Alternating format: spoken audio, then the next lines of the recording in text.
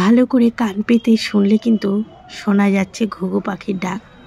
অবশ্য কি বলতো, অটো রিক্সা বাস এগুলোর আওয়াজে পাখির আওয়াজটা সেরকম শোনা যাচ্ছে না। চলো আজকে আর গাছগুলোর মধ্যে সেরকম নতুনত্ব কিছু নেই, নিয়ে চলে আসলাম আমার ঠাকুর ঘরের দরজার সামনে।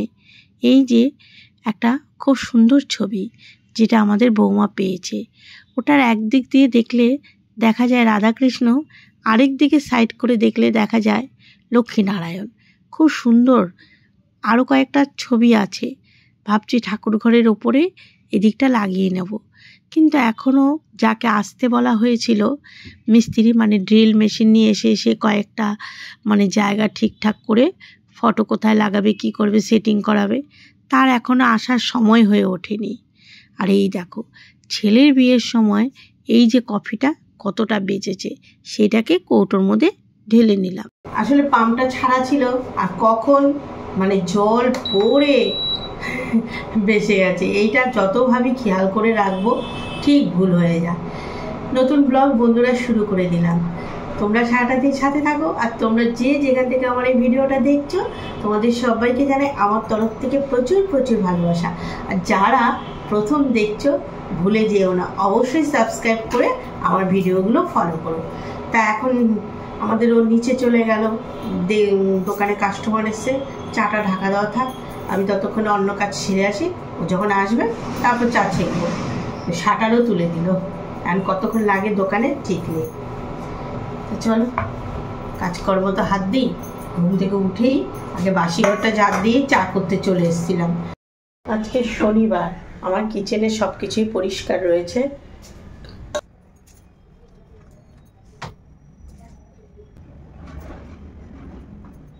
শাশুড়ি মার চা খাওয়া হয়ে গেছে আর আমরা এখনও তো চা খাইনি। শাশুড়ি মা আজকে আর বাজারে যায়নি। আর এই যে এই পর্দাগুলো তোমাদের খেয়াল আছে তো, আমার এই ঘরে যে লাগানো হচ্ছিল সেই পর্দাগুলো, তাই এই পর্দাগুলো যত্ন করে রেখে দিলাম। কেননা আমার তো ঘর ভাড়া দিই, তোমরা তো জানো যারা আমার রেগুলার ভিডিও দেখো, সেই ভাড়া ঘরগুলোতে এই পর্দাগুলো যখনই যে ঘরে দরকার হবে লাগিয়ে দেবো। এই এতক্ষণে আমাদের চা গরম করে এখন ছেঁকে নিলাম।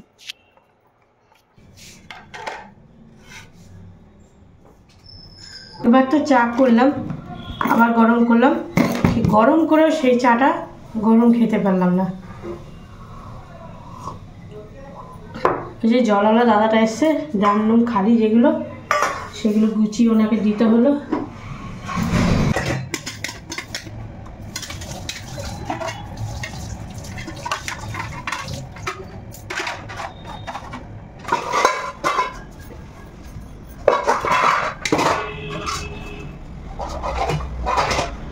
সকালেই তো তোমাদের বললাম শনিবার আমার রান্নাঘর পরিষ্কার ক্লিন, আর এই গ্যাস ওভেনটা ক্লিন করা ছিল। কিন্তু এখন দেখছি একের পর এক কাজ বেরোচ্ছে, সেগুলোকে আবার গুছগাছ করে নিলাম আর ফ্লোরটাও মুছে নিলাম। ওই যে জলের বোতল ভরেছি, নাহলে রান্নার শেষে কিন্তু আমার ফ্লোর মোছা হয়, কিন্তু ওই যে জলের বোতল ভরতে গিয়ে আবার জল ফেলেছি। ওই যে কলটা দিয়ে না বোতল ভরে গেলে একটু অন্যমনস্ক হলে একদম ট্যাপ ট্যাপ করে জল পড়ে যায়। আর ওই যে ফিল্টারটা শুধু চোখেই দেখার, ওটার কোনো কাজই নেই। ওই ফিল্টার ঠিক করেও কোনো লাভ হবে না। কেন বলো তো, ওই যে আমার যে দু রকম জল ওঠে, একটা ভালো আর একটা খারাপ, আর খারাপ জলের জন্য আয়রন পড়ে আর কি অবস্থা হয়ে যায়, কোনো জিনিস সহজে টিকতে চায় না। বেসিনের কলগুলো যে আমাদের বসানো, গতকাল কলের দোকানে ওই বোনটাকে ডেকেছিল, তা সেই বোনটা কল দেখে বলছে স্টিলের কল, গ্যারেন্টি দিয়েছিল যে জং পড়বে না। তা কালকে এসে বলল যে না, কলগুলো এই অবস্থা যখন দেখছি চেঞ্জ করা যায় কিনা। কতবার চেঞ্জ করব বলো? এই তো ঠাকুর ঘরের সিঙ্কটাও এরকম জং পড়ে গেছিলো বলে চেঞ্জ করে দিয়েছে। জল ভালো হলে সব কিছুই ভালো। এই দেখো টেবিলটা আমি একদম ঝকঝকে করলাম। এটার মধ্যে যে এই যে এখানে যে একটা র্যাক আছে, এর মধ্যেও কি ধুলো দেখো ঢাকা থাকে। বাবারে বাবা, এত ধুমধাম।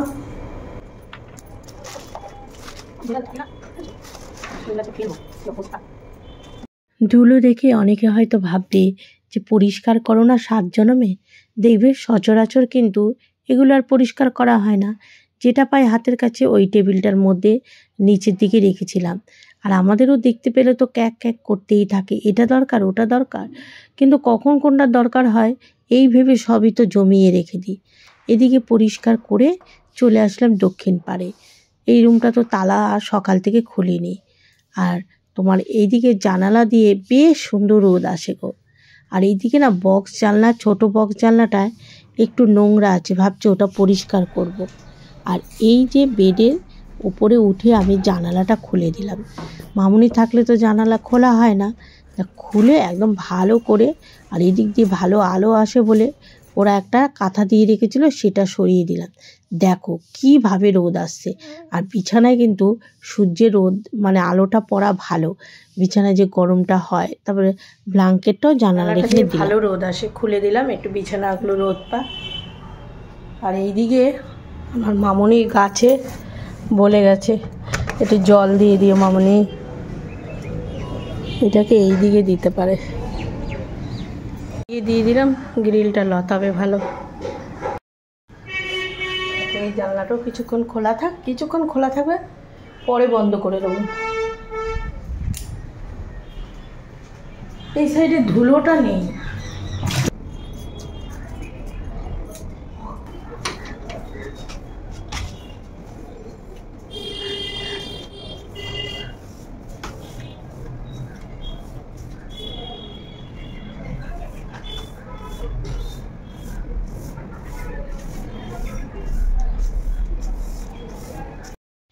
কার্পেটটা আর পাতলাম না, এইভাবেই মানে ঝাড় দিয়ে রেখে দিলাম। কার্পেটটা এক সাইডে ভাঁজ করে রেখে দিলাম। আর মিঠুটা যে কি চিৎকার করছে, কাজের মধ্যে খেয়াল রাখলাম যে না আজকে মিঠুকে স্নান করাতেই হবে। আর ঘরে দেখেছো এখন একটু হাওয়াই চপ্পল পরেই থাকতে হয়, কেননা খুব ঠান্ডা। আর তোমার গরমকালে আবার মার্বেল গরম হয়ে থাকে। আর এই দেখো এই বক্স জানলাটা, ছোট বক্স জানলাটা কি পরিমাণে ধুলো। এইদিকের ঘরগুলো এর জন্যই এত গরম, বেশ সুন্দর রোদ আসে, আবার গরমকালে হাওয়া আসে।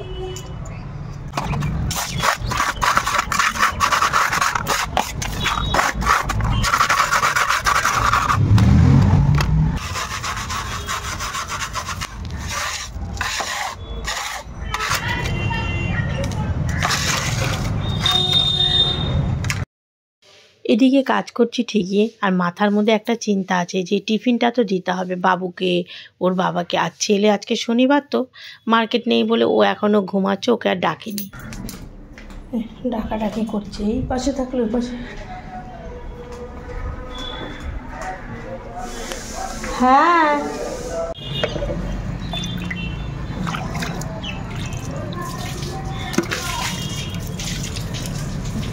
এই বক্সটাকে একেবারে চকচকে করে ফেললাম। দেখো এটা দড়ি খুঁজবো, এই বক্সের এখানটায় দড়িটা দিলে যাবো দড়ি খুঁজতে। আর এইখানে আমার মামনি ব্ল্যাঙ্কেটগুলো রেখেছে এই গিফট বাক্সের নিচে। এবার ব্ল্যাঙ্কেটগুলো যদি কোনো কারণে ইঁদুরে কাটে, তাহলে এইখান থেকে এগুলোকে নামিয়ে ব্ল্যাঙ্কেটগুলোকে আপাতত ওর খাটের উপর রেখে দিই, তারপরে ও এসে বক্সে ঢুকিয়ে দেবে। নাহলে না ব্ল্যাঙ্কেটগুলো একদম নিচে, তো ভয় আছে কাটার। এগুলো তো বাক্স কাটলেও কোনো ব্যাপার না, কিন্তু কিচেনে এসে আবার এই যে এয়ার ফ্রায়ার, তারপর মাইক্রোওভেন, এগুলো একটু ঢেকে দিলাম। আর তোমাদের মধ্যে অনেকেই বলবে এইসব কাজগুলো তো বৌমা করতে পারবে, তুমি কেন করো? ও তো এখন বাড়ি নেই। আর দেখো পারবে না কেন, আমরা মানে আমি তো কিছুই পারতাম না, দেখে দেখে সব শিখেছি। ও তো তাও গ্যাস জ্বালিয়ে রান্না করতে পারে, কেন ওর মা ওকে রেখে মামা বাড়ি যেত, বেশিরভাগ ওর দাদা থাকতো, ও রান্না বান্না করতে পারে। আমি তো সেটাই পারতাম না, সত্যি কথা আমি কিছুই পারতাম না। তারপর শিখিনি, শেখার আগ্রহ ছিল, শিখে গেছি। তা ওর সংসার ও যখন মানে থাকতে থাকতে থাকতে থাকতে ঠিক শিখে যাবে। ওই কালকে এসেছে আজকেই বলবো তুমি সব শিখে যাও, এটা কোনো দিন মানে অসম্ভব ব্যাপার। কম্বলগুলোকে বের করার জন্য এই যে সব সরাতে হচ্ছে।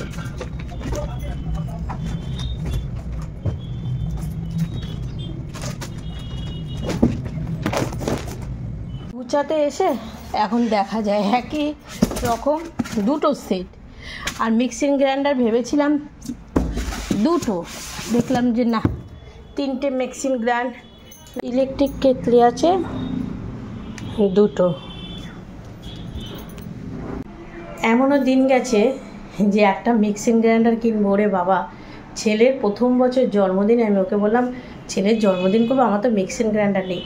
তখন আমাকে একটা বাজাজ কোম্পানির মিক্সিং গ্রাইন্ডার, যেটা এখনও ব্যবহার করি, ছেলের প্রথম বছর বার্থডে সকালে রাম ঠাকুর আশ্রমে পুজো দিয়ে আসার সময় আমাদের বাইপাসের ওখান থেকে একটা মলে ঢুকে মিক্সিং গ্রাইন্ডারটা কিনলাম, ব্যাস।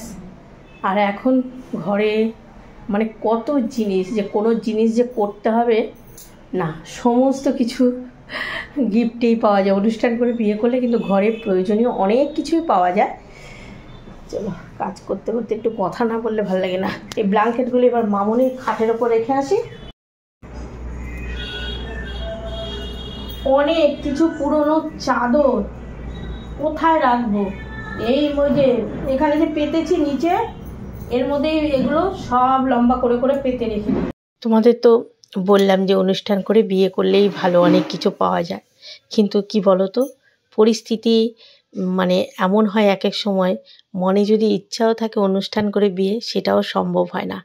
তোমরা যারা আমার পুরনো ভিডিও দেখেছো প্রথম থেকে, তারা তো জানো যে আমাদের 4টে ভাই বোন কারোরই কোনো অনুষ্ঠান হয়নি। আমাদের মানে হয়ে গেছে বিয়ে, ভগবান যেভাবে হোক আমরা বিয়ে করে ফেলেছি।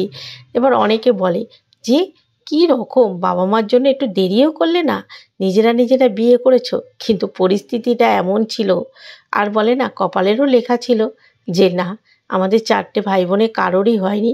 কিন্তু না, আমাদের 2টো ছেলের বিয়ে হলো। আমার ভাইয়ের ছেলের, আমার বাবুর খুবই আনন্দ হয়েছে। এখনও আমাদের 3টে ছেলে, আমাদের একটা মেয়ে বাকি। আবার এদের দিতে দিতে আমাদের শাগনিক মানে রসগোল্লাও বেশ বড় হয়ে যাবে। আর এখন দেখো, আমাদের ওকে খই আর দই দিলাম, টক দই দিয়ে। আর ছেলে ম্যাগি খাবে, ছেলেকে ম্যাগি করে দিচ্ছি। এটা কিন্তু শীতকালের সবজি না, এটা কি বলতো, একদম ছোট্ট ছোট পটল। এই পটলগুলো খেতে কিন্তু বেশ ভালো লাগে। দেখো, একদম ছোট্ট ছোট্ট পটল। আমি যখন পটলটা করব, এই যে পটলগুলো বেশ, এটা তো গরমকালের সবজি। আর শীত দেখবে যে সিজনে যে সবজিটা তার উল্টোটা পেলে কিন্তু বেশ আনন্দ লাগে। যেমন গরমকালে আমরা কপি দেখলে কেমন করি, বাবা কপি, তখন দামটাও বেশি নেয়। আর শীতকালে আবার কপি তো একদম অ্যাভেলেবেল। আর এখন আবার পটলটা ছোট, প্রায় ঘন্টাখানেক লাগলো ওকে পরিষ্কার করতে, জানো। ওকে আজকে এই যে দেখো না, জানলা দিয়ে রোদ আসছে, মিঠু কি আরাম লাগে না, ছাদে রেখে আসলে না ও চিল্লাবে। ও আজকে বৌমনির কিচেনে রোদ পোহাচ্ছে।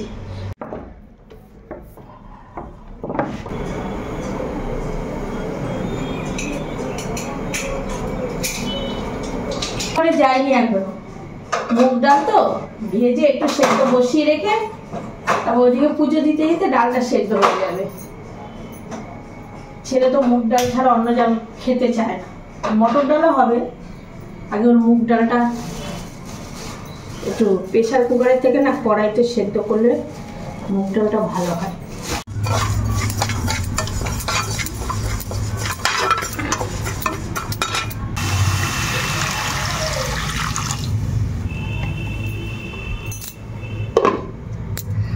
যেহেতু শনিবার, কিচেনের সব কিছুই তো ধোয়া পাকলা, আর এই জন্যই মুগ ডালটা ভেজে একটু বসিয়ে রেখে তারপরে মানে ঠাকুর ঘরে আসলাম। আস্তে আস্তে আঁচটা কমিয়ে দিয়েছি, ডালটা সেদ্ধ হয়ে যাবে। আর এইদিকে আমার ঠাকুর ঘরে পুজোটাও দিয়ে নেব, চালটাও ভিজিয়ে দিয়ে এসেছি। ছেলে কি খাবে, ছেলে তো একটু ভেজ মুগ ডাল হলে খুব পছন্দ। তা আলু ভাজা, এখন আর চট করে আলু ভাজাটাও খেতে চায় না। তাও আজকে বুঝতে পারিনি, আলুটা কেটে নিয়েছিলাম। আর এই ব্যাগটার মধ্যে না বেশ অনেকটা চাল, ওই যে অনুষ্ঠানে দুপুরে খাওয়া দাওয়ার জন্য আনা হয়েছিল। কিন্তু আমার ছেলের আবার এই ভাতটা করলে না খেতে চায় না, সহজে খাবে কিন্তু ওর অতটা পছন্দ হয় না। তার জন্য এই চালটাকে প্লাস্টিকে বেঁধে রাখলাম, পরে একসময় রান্না করে খেয়ে নেব।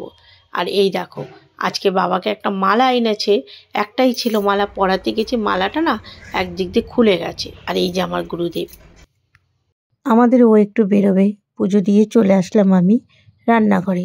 মুগ ডালটা যে সেদ্ধ বসিয়ে গেছিলাম খুব সুন্দর সেদ্ধ হয়ে গেছে। মামনি ফোন করেছিল, মানে আমাদের বৌমা, যে ওর দাদুর শরীরটা খুবই খারাপ, মানে ওর মায়ের বাবা যে ডায়মন্ড হাবড়া থাকে, তা সেইখানে থেকে গতকাল রাত্রে ওদের বাড়িতে ফোন এসছে, ওদেরও মন মেজাজ খারাপ। এর আগেও খুব বাড়াবাড়ি হয়েছিল, বেশ কয়েক মাস ধরেই মেসোমশাই খুব মানে একটার পর একটা মেসোমশাইয়ের সমস্যা হচ্ছে। ওদের বিয়ের দিনও মানে খুব বাড়াবাড়ি হয়েছিল, তারপরে একটু ঠিক ছিল। রিসেপশনের পরের দিন এসে আমাদের বাড়িতে ঘুরে গেছে। এবার আবার গতকাল রাত্রে খবর আসলো এতটাই বাড়াবাড়ি যে ওনাকে হসপিটালাইজ করাতে হবে। তোর সঙ্গে কথা বলে সত্যি মনটা খারাপ হয়ে গেল। আর এদিকে সেই পুচকি পটলগুলো কাটতে বসেছি। খেতে তো স্বাদ, পটল কতক্ষণে কাটবো সেটাই ভাবছি। ক্যাপসিকাম গাজর কেটে নিলাম, আর এখানে কাজু কিশমিশ, ভেজ মুগ ডাল। কাজু কিশমিশ দিলেও পছন্দ করে না, তার ঘরে রয়েছে যখন একটু দিয়ে দিই টেস্টটা। গামছাটাও খুলিনি, পরে খুলছি। পটল কিছুটা কেটেছি, আর এইটা এতটাও দিলে আবার সবজিতে এই ডালটা খুব সুন্দর গলে গেছে, জানো, খুব সুন্দর ডালটা গলে গেছে।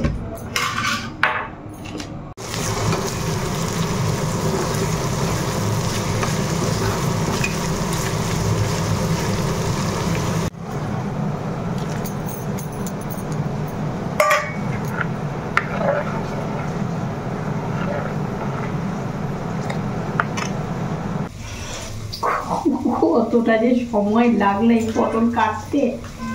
রান্না তো পটল ভালো করে না ভেজে রান্না করে আমাদের ও পছন্দই করে না। আলুটা সে কখন কেটে রেখেছি, এটা দিয়ে ঘষবো, পরে করছি। এটা আগে ডালটা ফোড়ন দিইনি, ডালটা তো দেখলে হয়ে গেছে। গাজর ক্যাপসিকাম ভাজা এতটা ডালের মধ্যে দিলে ছেলে খাবে না, এর জন্য কী করলাম, কিছুটা ডালে দিলাম আর কিছুটা ভাজা হিসাবে রেখে দিলাম। খারাপ লাগবে না, মিষ্টি মিষ্টি গাজর আর তার সঙ্গে ক্যাপসিকাম ভালোই লাগে। এতক্ষণে কতবার বলতো, মামনি তুমি কিছু খেয়ে নাও, তুমি কিছু খেয়ে নাও।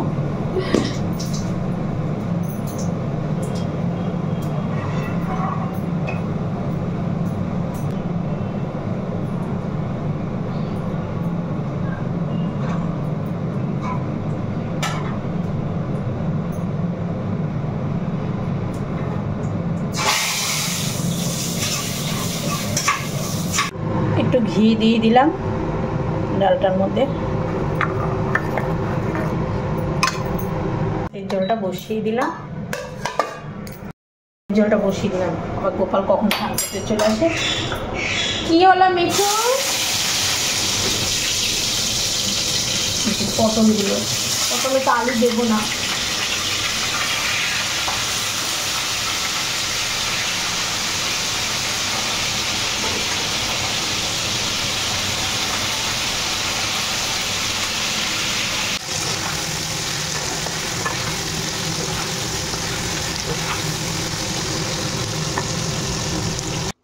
একটাই আলু নিয়েছি, বেশ বড় সাইজের আলু, আর এখনও আমাদের ঘরে নতুন আলু আসেনি।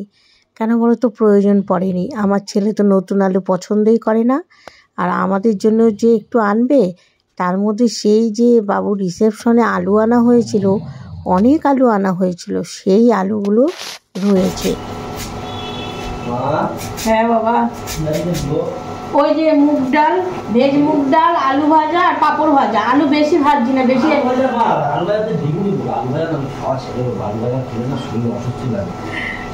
আজকে পাঁপড় ভাজা দিয়ে খা নাকি বেগুনি আজকে করে ফেলি। হ্যাঁ, বেগুনি তো বেসন ঢাসন আছে, ঠিক আছে। আজকে পাঁপড় ভাজা আলু ভাজা খা, আমি এরপরে পাঁপড় আছে তো, ভালো পাঁপড় সেদিন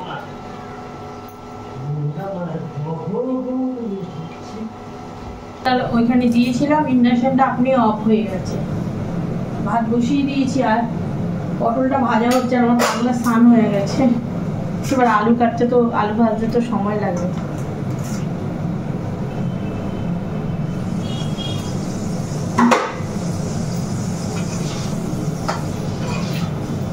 ভাত হচ্ছে আর পটল, দেখো পটলগুলো কি সুন্দর, ভালো করে না ভাজলে আমাদের ওর আবার পছন্দ হয় না।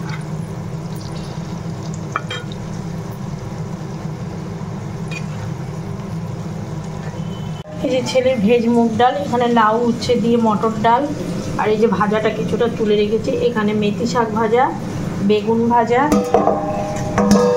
সবজি দিয়ে একটা তরকারি, যেটা নাকি আমাদেরও পছন্দ করে না, ওর জন্যই পটলটা ওর জন্য করা হলো।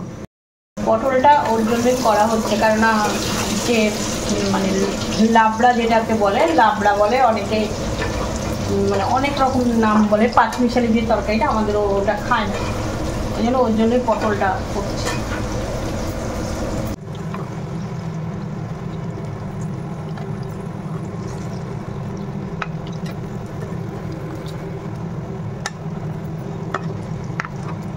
এই যে ছোট ননদের বাড়ি আমার ভাইয়ের বউ গেছিল, কেক পাঠিয়ে দিয়েছে, এক্ষুনি ভাইয়ের বউ দিয়ে গেল। না, আর এদিকে আমাদের বৌমার দাদু তো খুব বাড়াবাড়ি, সে এখন মানে ওর মা যাচ্ছে তার সাথে, মানে ও যাচ্ছে একটু দেখে আসুক, একদমই খুব বাড়াবাড়ি, এখন হসপিটালে নিয়ে যাবে। আর ছেলে তো মানে ব্যবসায়ী ঘরে, বিয়ে করুক আর যাই করুক, কোথাও যাওয়ার উপায় নেই। এই ছেলের আলুটা ভাজছি, তাও বিয়ান ফোন করেছিল, বলে একটু নিয়ে যায়, বলে হ্যাঁ। দেখো এই অবস্থা, মানুষ কি বলছে, মেয়ে কি ওনার মেয়ে? আমি বললাম না, উনি আমার কাছে জিজ্ঞাসা, বলে কি নিয়ে যাচ্ছে, আমি বললাম যাও নিয়ে যাও। আর মেয়েটাও ফোন করেছে, মামনি আমি যাবো, আমি বললাম যা, দাদুকে দেখে আর। মানুষের বাবা বসে গেছিস, পাঁপড় খাবি না বাবা? এটা ভালো পাঁপড় ছিল, তুই হ্যাঁ দিচ্ছি, দাঁড়া বাবা।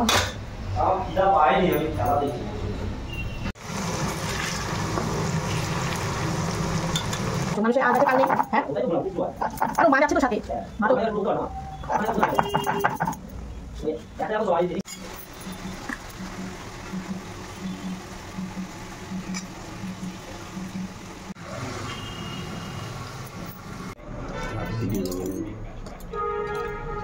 না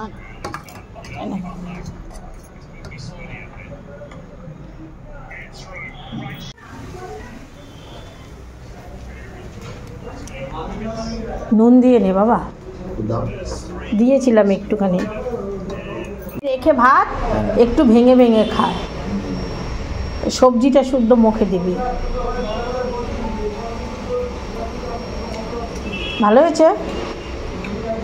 ছেলেকে খেতে দিয়ে পটলটাও করে নিচ্ছি, জিরে তেজপাতা ফোড়নে দিলাম, আর যে নারকেল পাউডার ছিল, মানে কোকোনাট পাউডার, আর হচ্ছে একটু পোস্ত শিলে একটু বেটে নিলাম, আর তার সঙ্গে লঙ্কার গুঁড়ো, জিরের গুঁড়ো সমস্ত কিছু দিয়ে তারপরে এর মধ্যে দিয়ে দিলাম। আর পটলটা তো আমি বেশ সুন্দর করে ভেজে নিয়েছি, আলু দিলাম না।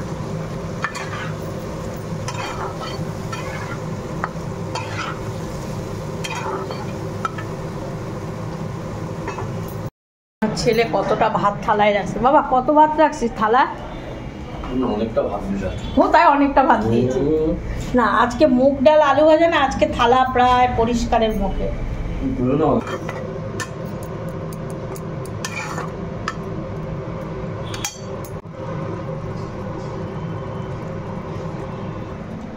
হয়েছে পটল জল বেরোচ্ছে, ভালো হয়েছে। এ যখন খাবে এর একটাই কথা, পটল চাপলে যেন জল না বেরোয়। আমার মায়ের হাতেও পটল খুব ভালো খায়। খেতে বসিনি, ও খাচ্ছে বলে বসে যাও, আমার ভিডিও থাম্বনেল তৈরি হয়নি। আর ওই যে একটু ফোনে কথা বললাম বিয়ানের সাথে, বৌমার সাথে, এটা এখন বেরিয়ে যাবে মনে হয়, মেয়েটা খেয়েছে কিনা কে জানে। বাড়িতে ওদের সকাল থেকে মনে খাওয়া দাওয়া নেই, ওরকম একটা ফোন পেলে। আর আমার পেছনে যে স্টিকটা দেখছো, তোমাদের বললাম না মুছবো, আর সময় করতে পারলাম না। যাই এবার খেয়ে নিই। ওই ভাইয়ের বউ চলে গেল, মানে আমার বড় ননদ, ওকে একটু নারকেলের গুঁড়ো দিয়ে দিলাম এই যে গামলার মধ্যে। তারপরে মামুনের জন্য এক প্যাকেট পাঁপড় ছিল, পাঁপড় দিয়ে দিলাম। এখন ভিডিও থাম্বনেলটা হলো, আর আমি খেয়ে নেব। ভাইয়ের বউও খেয়ে গেল, ও নিচে মায়েদের রুম থেকে খেয়ে বেরিয়ে গেল। এখন খেয়ে তারপরে ঘরটা তালা দিয়ে দিলাম, কেননা দুপুরবেলা তো এদিকে আর ছেলে দোকানে, আর আমাদেরও রেস্ট নিচ্ছে একটু। সকালবেলা তোমাদের বলেছিলাম ঘর মুছবো, আর মোছা হয়নি। এখন খেয়ে দিয়ে ভাবলাম যে শুয়ে লাভ নেই, কেননা সন্ধ্যা হলেই আর একটু পরেই আমাকে মন্দিরের দিকে একটু যেতে হবে। আজকে শনিবার, তাই একেবারে ঘর ঠর মুছে তারপরে একটু বসে মোবাইল নাড়াচাড়া করে গা হাত পা ধুয়ে ঘরে সন্ধ্যা পুজো দিয়ে যাব। এই জন্যই আর শুলাম না, ঘরটা মুছে নিলাম। ঘরে সন্ধ্যা পুজো দেওয়া হয়ে গেছে, এখন যাচ্ছি মন্দিরে। আজকে আর শাড়ি পরলাম না, বাতাসা, ধূপকাঠি, মোমবাতি ঘরে আছে, বাতাসা আর লাড্ডু মা কালীর, এগুলো কিনে যাই। একে চা করে দিলাম, ছেলে দোকানে, ও বেরিয়ে যাচ্ছে, এর সাথেই আমি বেরিয়ে যাব। তো হ্যাঁ, ওটা তালা দেবো, ওটা মিঠু আছে।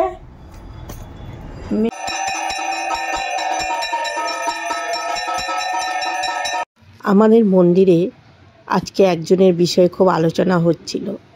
বলে না, মানুষের কর্ম মানুষকে বাঁচিয়ে রাখে, মানুষকে স্মরণ করা।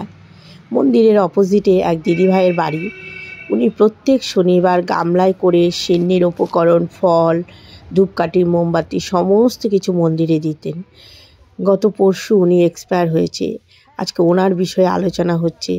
মন্দির থেকে দেখা যাচ্ছে ওনার ছেলেগুলো যে ওই পোশাকগুলো পরে ঘুরছে, আর খুব খারাপ লাগছে যাওয়া আসার পথেই।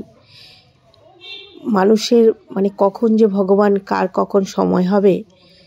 আর এখন আমি মন্দিরটা মুছে নিচ্ছি, আর যে সিন্নি মাখলো সে ঠাকুরের বাসনগুলো ধুয়ে নিল।